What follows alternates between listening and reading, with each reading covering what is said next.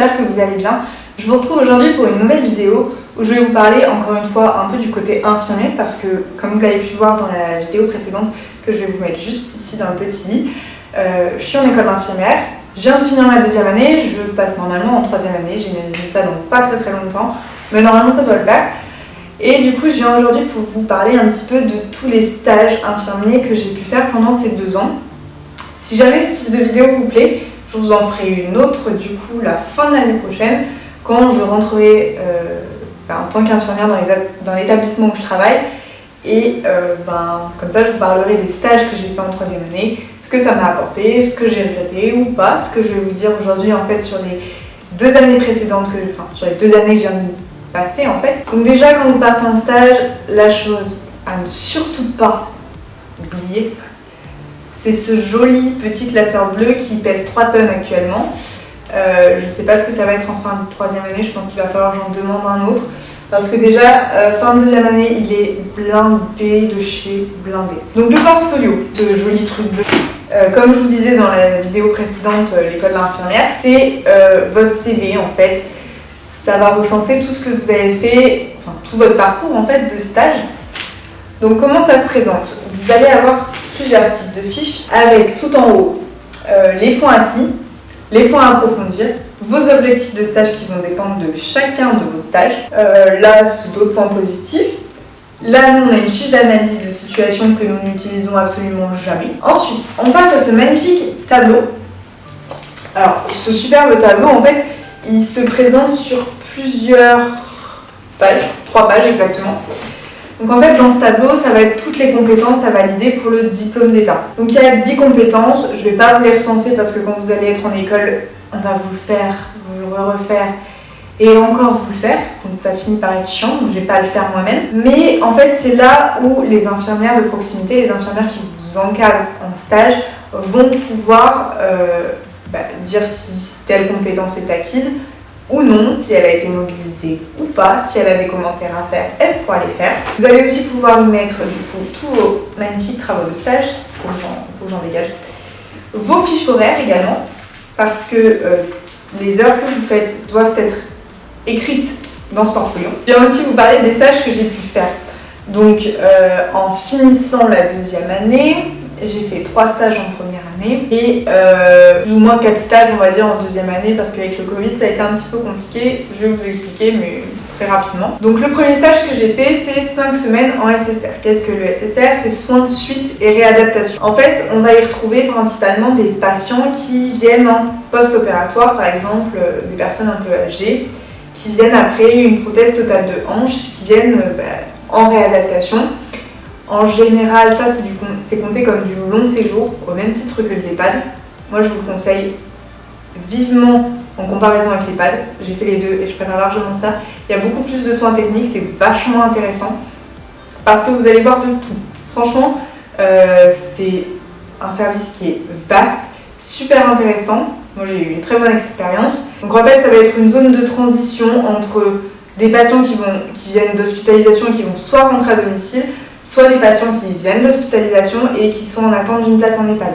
Donc les séjours peuvent être relativement larges. On peut avoir des personnes qui vont rester 1 semaine, comme des personnes qui vont rester 1 mois ou 2. Je ne vais pas vous détailler tous les objectifs que j'ai pu faire pour chacun de mes stages parce que ça dépend de votre niveau d'études. Cependant, si jamais ça vous intéresse, vous me laissez un commentaire et j'y répondrai avec grand plaisir. Donc comme c'était mon premier stage de première année, le premier objectif, comme je vous l'ai expliqué dans la vidéo précédente, c'est de valider la compétence aide-soignante. Donc c'est tout ce qui est en lien avec l'hygiène du patient, la prise en charge d'un patient au niveau de l'hygiène. Après, c'est un service qui va vous permettre de voir énormément de choses, des injections, des perfusions, des prises de sang, des pansements. Franchement, il y a de tout et essayez de récolter le maximum d'informations parce que ça se trouve, vous irez qu'une seule fois dans ce genre de service et c'est pas un service qui m'attire spécialement, mais disons que pour faire une transition entre 2 services, je le valide à 100% parce que comme je vous dis, vous avez de tout, vous perdez rien. Ensuite, je suis partie en libéral. Alors, moi, j'ai fait du libéral campagne de stage. Je ne vais pas pouvoir vous dire grand-chose parce qu'en fait, ça dépend vraiment des cabinets où vous allez tomber. Si c'est un cabinet en ville, ça va être complètement différent de la campagne. Enfin, complètement. Ça va être un peu différent de la campagne. En campagne, j'ai pas fait de ville, donc j'ai pas trop de comparatifs. Je me base sur ce que mes collègues de formation ont pu me dire pour des personnes qui sont allées en ville. C'est un peu plus infirmier qui passe, qui fait. Alors qu'en campagne, c'est infirmier qui passe, qui aide. En fait, l'infirmier, et je trouve principalement en campagne, même si je pense qu'il y en a aussi en ville, les infirmiers libéraux et un autre membre de la famille en plus. Et franchement, avoir ces relations-là avec les patients, moi ça m'a appris, ça m'a pas appris sur le plan technique énormément, à part pour les prises de sang, parce qu'on en avait 5 tous les matins, donc là-dessus j'étais au taquet. Mais voilà, c'est pas non plus énormément de soins. Ça va être des petits... Moi j'avais principalement, on va avoir une patiente juste pour une prise de tension. Il n'y a pas énormément de choses. Ça dépend par contre des cabinets. Il y a des cabinets qui vont faire beaucoup plus de choses techniques que d'autres. Je sais qu'il y avait un cabinet en concurrence avec l'infirmière avec qui j'étais qui refusait toutes les toilettes, tout ce qui était hygiène, c'était hors de question pour elle. Vous voyez? Alors que la mienne, elle en faisait. Donc ça va dépendre du cabinet. Et là aussi, ce que je vous disais, vos objectifs de stage, ça va dépendre du cabinet où vous allez. Donc là-dessus, je ne vais pas pouvoir vous dire grand-chose sur tout ce qui va être technique. Par contre, sur le relationnel, et ça je pense que c'est pour tous les infirmiers libéraux, le relationnel, ça n'a rien à voir. C'est vous qui allez chez le patient, c'est pas lui qui vient à l'hôpital. Franchement, il y a des patients, elle les a depuis 10 ans et donc du coup, elle les connaît comme un membre de la famille, comme je vous dis, et vous arrivez là-dedans. Et c'est vrai que en tant qu'étudiant, la place peut être difficile à trouver parce que vous arrivez déjà dans une relation de confiance, une relation presque amicale, et là ça va être à vous de vous positionner. Donc là ça peut être compliqué, mais c'est super enrichissant niveau relationnel. Pour ma part, c'est un stage que j'ai absolument adoré, mais j'ai passé 5 semaines top, j'avais une infirmière taquée, elle était adorable, j'ai rien à dire, c'est un stage que j'ai vraiment adoré.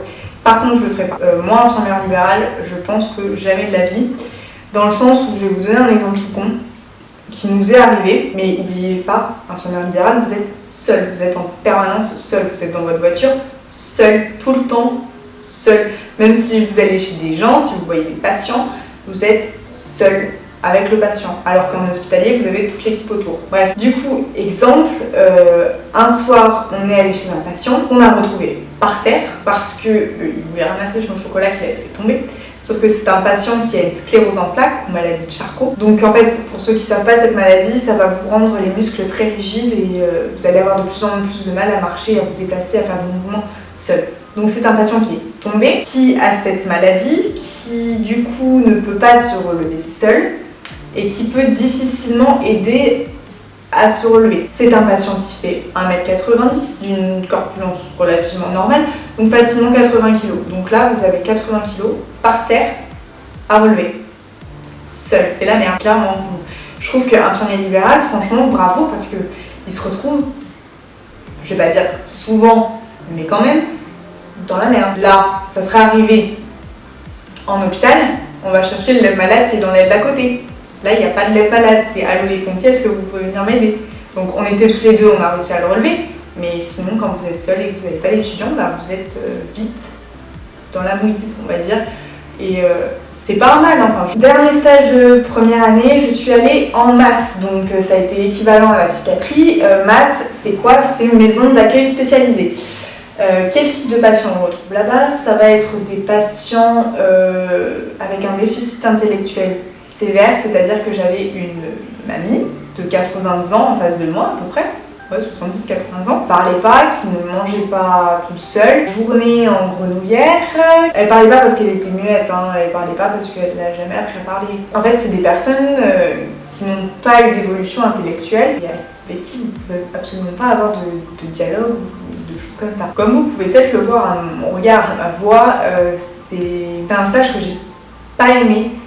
Alors, pas que j'aime pas ce type de patient, pas que ça soit mal passé avec l'équipe, c'est juste que moi, la psychiatrie, c'est juste pas possible. Je suis dans le technique et la psychiatrie, non. Après, c'est personnel.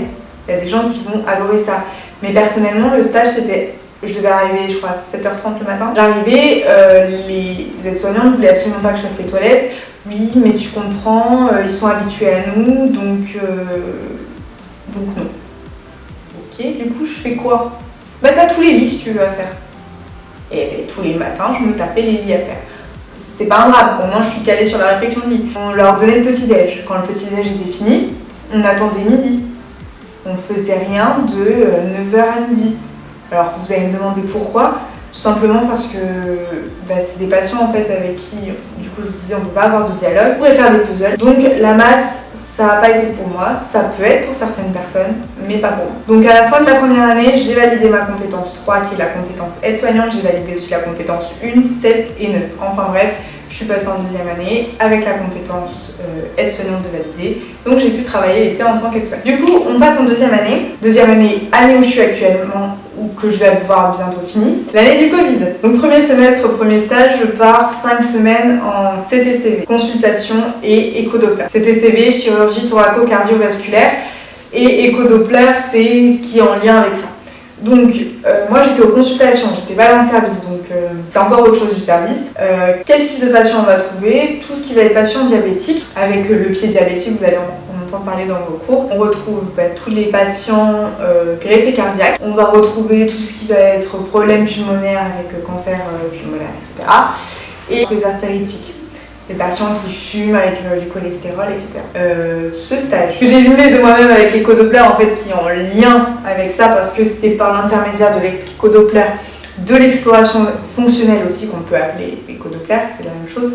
En fait, c'est ces explorations fonctionnelles, ou échodoppler, qui vont permettre de déceler un patient artéritique, un patient avec des problèmes veineux, et donc un patient susceptible d'être amputé ou avec des ulcères plus. C'est un stage que j'ai adoré, franchement juste top. Le seul problème c'est que moi les 5 semaines où je suis venue, le médecin qui était en charge des greffés cardiaques avait annulé toutes ses consultations, donc je n'ai vu quasiment aucun greffé cardiaque. Après c'est un stage qui va vous apprendre énormément sur tout ce qui va être pansement. Moi il y avait une infirmière diplômée du DU pansement, plaie, cicatrisation, brûlure, un truc comme ça là. Et franchement là-dessus j'ai fait 5 semaines de pansement H24, genre tout le temps. Après au niveau des consultations, quand les médecins ne consultent pas, les infirmières elles font de la paperasse, elles aident les secrétaires. Donc du coup c'est pas tellement intéressant pour étudiants en tant qu'étudiant infirmier. Donc du coup je suis montée en accord avec les infirmières qui m'encadraient, avec les infirmières qui gèrent l'échodoppler. On faisait des pansements d'amputation, j'ai fait un pansement de momification. En fait le patient il avait des orteils nécrosés et le but c'était d'éliminer la nécrose pour pouvoir l'amputer. Oui, je parle de choses très glanes, c'est... Voilà. Mais moi ça me passionne, moi j'adore. Avec des patients avec des ulcères. Et ce qui est super intéressant c'est que ces patients-là en général ils ont des consultations du coup avec le médecin, avec principalement l'infirmière diplômée du DU là. Ils ont des consultations 1 à 2 fois par semaine. Donc j'ai pu voir l'évolution du pansement et c'est ce qui m'a donné en partie l'idée pour mon TEFE les plaies chroniques et l'intérêt du protocole infirmier sur la gestion de la plaie chronique, sur l'évolution de la plaie chronique. Bref, je m'écarte. En tout cas, en CTCV, vous allez voir des pansements et encore des pansements. Donc au niveau dextérité, connaissance, parce que au niveau des pansements, vous avez 10 000 pansements, c'est super intéressant et c'est super enrichissant. Moi, c'est un service que j'ai pas fait le service, j'ai fait les consultations, mais c'est quelque chose que j'ai vraiment adoré. J'ai eu une expérience avec un patient qui m'a touchée vraiment, qui m'a vraiment touchée et que je garderai toujours. C'est des personnes qui ont une envie de vivre comme j'ai jamais vu, qui ont une facilité d'expression. Moi, il m'a parlé comme à une pote, quoi. J'avais jamais vu de ma vie. Et j'ai pu lui poser des questions ultra, pas intimes, mais en lien avec son amputation. Et il m'a répondu, mais sans aucun problème. Alors, je sais pas si c'était la position d'étudiante qui a permis ça ou quoi, mais j'ai pu discuter avec lui sans la moindre gêne. Alors qu'en temps normal, on pourrait se dire, face à une personne amputée, quelle attitude avoir? Franchement, je me suis même pas posé cette question 30 secondes. Ça a été juste waouh. Donc moi, c'est des patients que j'adore et j'aimerais vraiment travailler auprès d'eux. Donc c'est peut-être un service qui m'attirerait pour la suite. Je reste 30 secondes là-dessus. Sur le plan scolaire, soyez au point sur les anticoagulants à fond, à fond, à fond. Vous avez la possibilité d'aller au bloc opératoire, donc n'hésitez pas si vous pouvez y aller. Franchement, c'est du bloc, donc c'est incroyable. Moi, ça me plairait pas d'y travailler au bloc en soi, mais voir une chirurgie de CTCV, c'est très intéressant. Bien sûr, l'anatomie, les artères à peu près, enfin voilà. L'anatomie générale, c'est important aussi. Ensuite, je suis partie en orthopédie.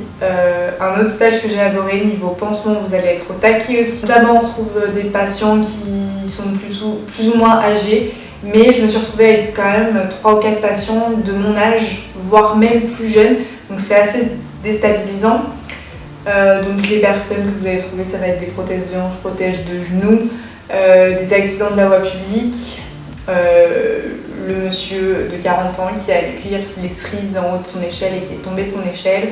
Voilà, ça va être ce genre de patient que vous allez voir.